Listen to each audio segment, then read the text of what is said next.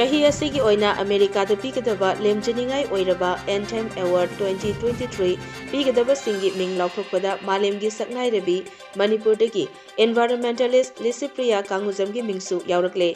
Mana asi Sustainability, Environment and Climate Young Leader of the Year haiba category aduda pigadabani hairi.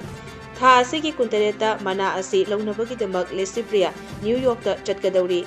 Christian lining ki makok oiriba Pope Francis su Licypriya ga Vatican City da unaduna mahakki changsiliba khongjangi maramda paudamlugani.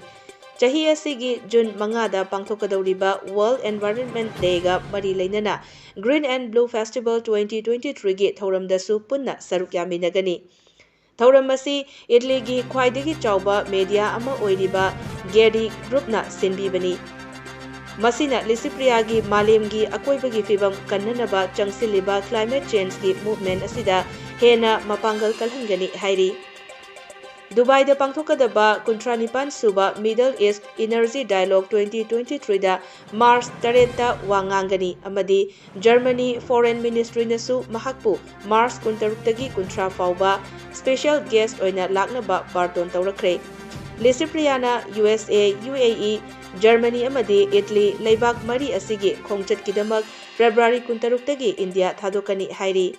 Licypriya kanguzamda Anthem Award 2023 asi mahaki Global Plastic Pollution Crisis thengnanaba paikhatliba Plastic Money Soap Project da singtharaduna pigadabani.